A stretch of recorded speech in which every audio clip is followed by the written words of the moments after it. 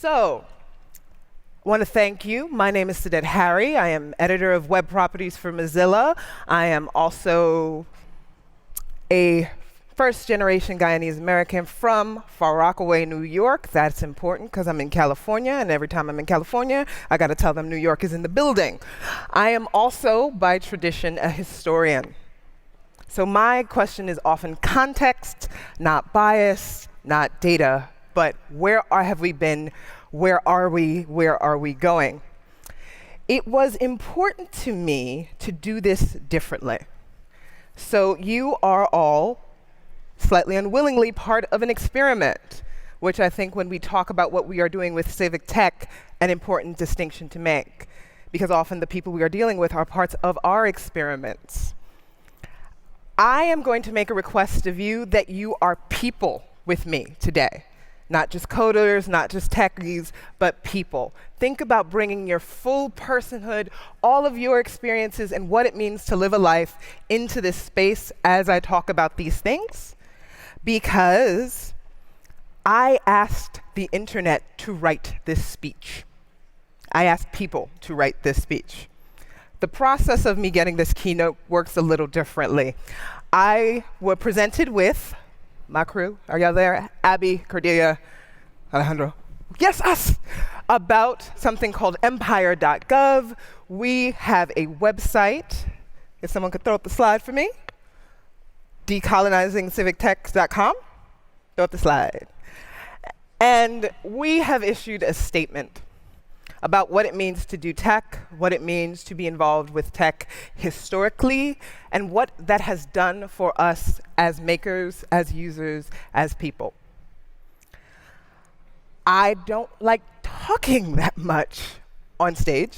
I can, I will, it's fun sometimes. But what really concerned me and why I wanted to do this is because this is about makers. You are the people who code, who research, who implement, who are at best in the communities working with people. And when we talk about civic tech, too often we talk about bringing in people when we're done. We can talk about bringing in people when we are user testing or we are investigating. It is extractive rather than generative. It is not participatory. You can take the slide down if people need to see my face still. But that is my one slide. And it is my one slide because I asked the internet to write my speech for me. I paid them. I'm making donations to two organizations, Baji, the Black Alliance for Just Immigration, and Sister Song, a women's reproductive justice rights organization. And I put a survey monkey on top of my Twitter profile, and I asked 6 questions. And I thought that they were important because I wanted to bring people in before I got my idea, before I told you what I was going to talk about, and I wanted to hear what they said, what they thought was important, something that I hope we do. You only code as well as you listen, because if what you make doesn't help people, if what you make doesn't affect them, it is not useful. And what I think has been most damaging is our lack of ability to actively listen, as well as leaning towards the things that can be explained with math, bias, things like that, rather than what is important to me. And I think everyone here in some way as people, maybe not as scientists or whatever, but people, context, how we live our lives. I asked 6 questions, and I'm going to go over them with you and why. These questions were open-ended. They brought up some really amazing answers, and I got dinged myself. The first question I asked was, what technology do you and your community need? What does it, or would it do for you? One of the first responses was that someone asked for tools for inclusive conference planning, tools for meeting. People are looking for ways to connect to each other. They're looking for ways that allow them to access being parts of the process, civic, entertainment. This person spoke specifically of WizCon. Someone talked about texts and websites for political candidates, who they are, where they came from, and what are their stances. We live in a place where people still want to hear from those communities how to access things. But the one that was most important was they wanted to be heard, really heard, by designers and security teams. It would be start to ensure basic accessibility and safety, meaning consult with the people who get left out, not just consultants on this issue. People expect to be left out by the way we design, by the way we talk about tech, by the content we put up. If we are talking about being inclusive, if we are talking about representing people, we have already made a major failure. They expect to be left out. The second response was, what kind of technology do you feel you and your community get? That was not good. But what struck me the most was how people responded. Sorry, I didn't understand, so I answered this wrong. Crap. We have bad internet. People apologize for not having their needs met because technology is such an integral part of their lives.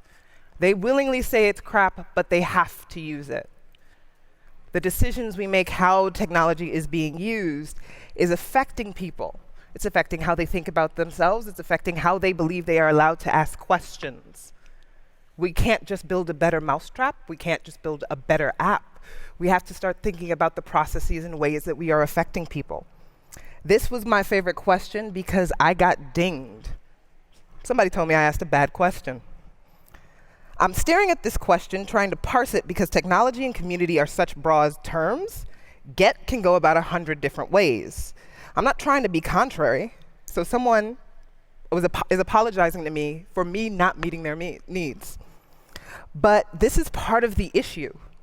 What do we mean when we use words, and do we mean the same thing as people we are trying to communicate with or serve? But as a broad example, there's very little access to computer literacy and cell service, municipal websites, and are not mobilely optimized, even at the state level. People want to be involved, people want to be included. They do not feel included, and they are apologizing for actually voicing that. This was important to me because when we talk about we're doing research, when we talk about we've got users involved and they are really thinking about the thing and they've given us feedback, what do we mean? Did we talk to someone? Did we ask them how they felt? Did we talk to them and ask them how did it affect their lives? Or did we do an A/B test? Did we ask someone to go from a scale of 1 to 5? Did we ask someone to put up a like or a dislike or an agree? Did we actually investigate how this was affecting their lives, or did we just take what we needed to build the better thing? We can build a better thing, but that doesn't make that thing useful, and it doesn't make it what people need. And people are desperate to get the tech that they need. More importantly, they're desperate to understand what we mean when we say civic tech. My background is journalism history. I was the community lead for the Coral project, so I helped research the talk tools that is now used on 40 multiple platforms to do comments on news. I remember when we started, everyone was closing comments. We don't need comments. We don't need to know what people think. We know how everything's get. There's a pundit. There's a numbers. We're going to do with 538. That wasn't a good bet. We made comments. People want to be heard. And now more than ever, we are looking for ways to get feedback, to talk to people. And I asked them, what was civic tech? 60% of respondents could not tell me. So as we're talking about the civic tech space, as we're talking about civic innovation, as we're talking about building and making great new things, we're dealing with the understanding that people don't know what it means, and we have to fix that. And when I say we have to fix that, I don't mean that we have to make them understand what we mean. I think that we have to come together and make a cohesive understanding of what that means as members of the community and not just as coders. Question 4 was the most important question to me. And this was the setup. And this is the thing that is most dear to my heart. When we talk about diversity and inclusion and even representation, sometimes we often talk about moving people from room to room, who's in the room, who's out the room, who are we making for, how do I be a voice for? No. We all have skill sets, we all have accesses and privileges and trials and tribulations, but people are people and they are the best judges of their lives. They can tell us what they need, and we have to create and be in conversation with them. When I got this opportunity, I wanted to say, what would you say to a room full of people to help to create tech? Not how can we make you understood, not how or can you be a example on a petri dish, but how would you tell people? Not everyone has a smartphone. Civic and convention tech can't be done as a hobby project. People's civic tech, the stuff that is not shiny and bright, is often seen as a thing we push to the side. People don't even understand what it is because they feel that it's not foregrounded. When we talked about decolonizing civic tech, we were looking at websites. How do you get what you need? How long does it take you to get into a website? Does it support multiple languages? Or is it just a thing people do to say they do it? People asked us to hire anthropologists. As a historian, I have issues with that. As a historian who has experience with critical race theory, I have deep issues with that. But they said access and diversity do not automatically equal equity. People want to have equity. They want to feel safe. They want to have good lives. And we are using buzzwords and talking about bringing people into rooms, and people are talking about, I need better access to my healthcare website. People spoke specifically about, please invest in tech infrastructure. It's not the website. It's not the newest app. I can't get on the web. I don't have a cell phone. What I find most interesting is looking through all of these, almost no one spoke about a brand new toy. They talked about the process. They talked about wanting to be involved, wanting to know, wanting to get access, because people care. The other side of this, I know in civic innovation, and we're in an interesting space. I'm doing a workshop called Decolonizing Tech. You probably have some guesses about where I fall. But there is a lot of burnout. We're tired. We're scared. We're upset. We're under-resourced. We might be the lone voice. We don't know what's going on. We are living human lives, and that affects the decisions we make in tech. But it also means that the people who are using the tech we make are doing the same. It's not just about the tool. The tool is important. It's about us. It is about how we enter a room. When you go and you code and you make a thing, do you look at it as a designer? Do you look at it as a person? We often talk about persona or user-centered design. One of my favorite books, Sarah Wachter, Design for Real People. Do you also code as a real person? Do you research as a real person? Question 5 was, the tech I use in my life makes me feel like the people who design it understand me. I gave people a scale from 0 to 100. What do you think the average number was? This is participatory. What do you think the average number was? We're doing a little better than you think. A little better. Not a lot, but a little better. 36. There were numbers from 0 to 92. And this goes back to the final question. If you're willing, can you tell me why? You gave the score in question 5. I know enough tech to know it doesn't understand my circumstance, and I mitigate it. In terms of my disability, I'm luckier than most. I've got multiple degrees, so I mostly get by okay. Decisions seem not to care. They're openly hostile to my right to privacy, my right to ownership, and contributing to siloing information and of workplaces and employers that will assist me in making informed choices. People still gave us a 36 with that response. They feel they need it, and something you need they're willing to rate highly. What is most important to me at the end of all of this is the way forward. What is the way forward? Listening is active. It's not painless. It's not immediate. It's a process. If we commit to listening, this is gonna suck. People are angry. People are upset. We are angry. We are under-resourced. The problem is not how do we make people not angry with us. The problem is not how to build a better tool. The problem is not how to design a better tool. Because taking care of people is not a problem. Taking care of people is a thing we should do. The problems are anything that inhibit us from taking care of people. We work as designers and coders and spacers. I say that my biggest influence is my mom. She was a union organizer. And she now does a lot of time making hats.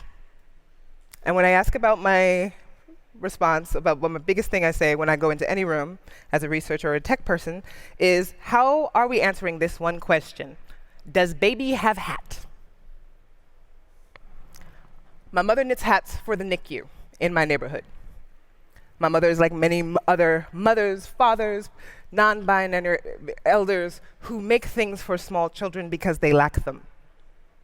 When we go to make code, when we go to make apps, when we go to do these things, we are filling a need. We are assessing, we are looking, and we are trying to make something happen that was not happening before for the most vulnerable, for the people in need. It is not often a pretty question. It's not innovative. The innovation is not, you're doing something new.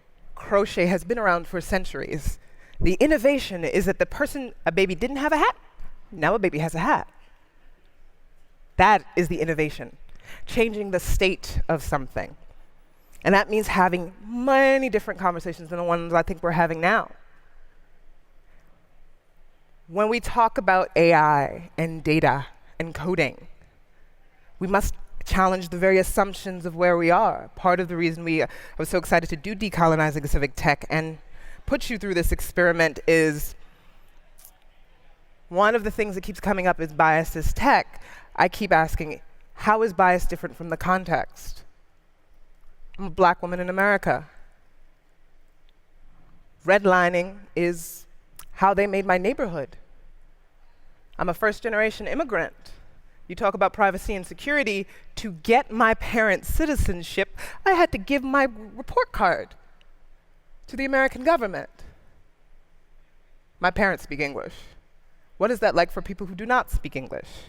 Are these our cases? Are these part of the discussion? This isn't a number. This is everyday experiences. Are we quantifying them at all? Are we even thinking about them? When people talk about security and privacy, we also must talk about people who have never had it and people who are just realizing that they now don't have it. And what are we designing? Facial recognition comes up a lot, but if I'm in a place where it's racial profiling, the fact that a facial recognition only recognizes me at 60% doesn't matter if I am 80% more likely to be stopped for existing while black in public. I don't care about the algorithm. I'm already stopped. But I still will have to use websites to get benefits or get my passport back or even get on the subway. How are we making tech that people can use under all of these circumstances? One of the things that I like to think about most is, I said listening, because listening is a sense, listening is active. But we cannot approach things from just one way. We are just not one kind of person or two kinds of people. There are multiple things. And I ask for listening as a sense, but also as a sensibility, and asking you to activate more senses and more sensibilities. Are you feeling? Are you hearing? Are you teaching? What is material to you? Are you vibrating? Because listening isn't immediate. You might not hear what that person has to say. You're not hearing me, though. And what you need and what is needed to change is different from person to person. One of my favorite things is, I told you I'm from New York. We have a phraseology called, "You good?" And you can ask it, it is an intonal inflection. And you can ask it in multiple ways. There's a meme that signals so many things and things. "You good? It's fine, don't worry about it." "You good? Would you like to fight me?" "You good? Are you okay?" "You good?" You're good at it.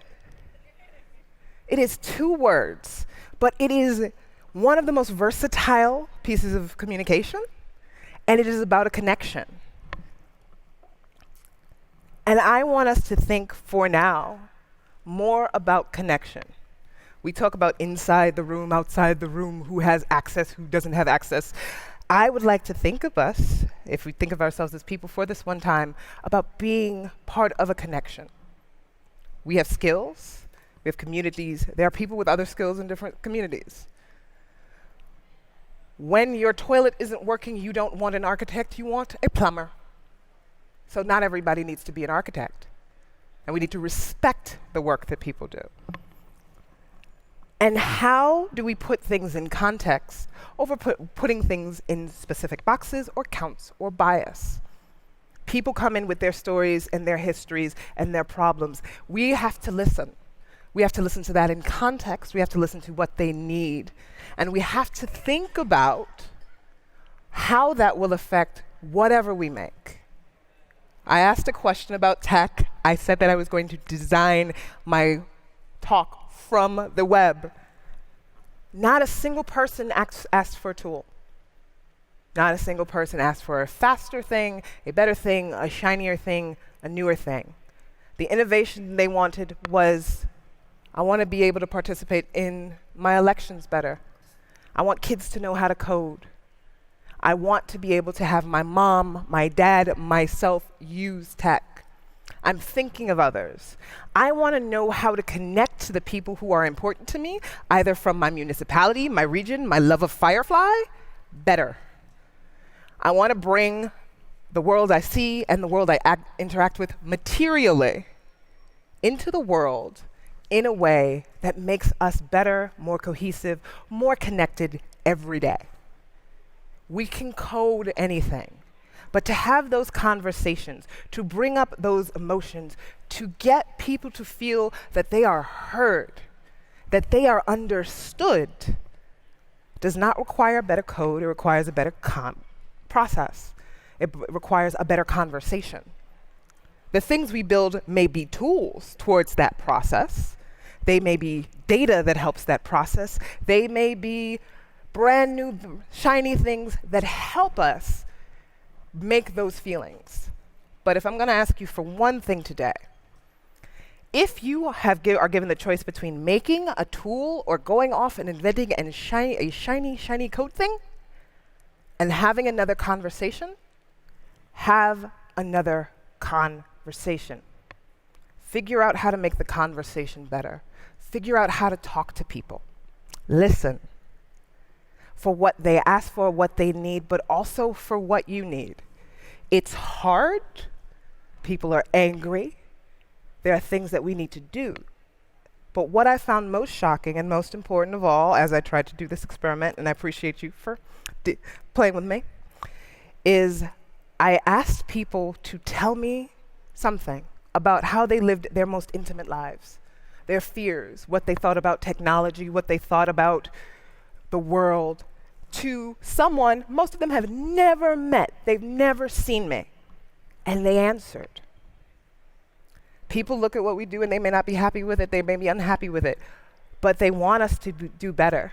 One of the answers to the questions actually said, are you well? Are you healthy? Are you good? Because people can tell, even in our coding, in the tech that we think is so above their heads, that we are people behind it. And they want us to be well. Because when we're well, they're well. And we can tell each other where we are by listening, and only by listening and communicating. So, do me a favor. Do not build another app. Have another conversation. Make another conversation possible. Make access, material, comfort, something possible. Make sure the baby has a hat. Make sure you have one too. We are going to be talking at our session at 2:30 about how we can look at it through a very specific lens of decolonization. But if nothing else today, be a full person. Take that with you into your tech. Take that with you into how you design. Because the people who are receiving it are full people. They deserve that much from us. Thank you so much.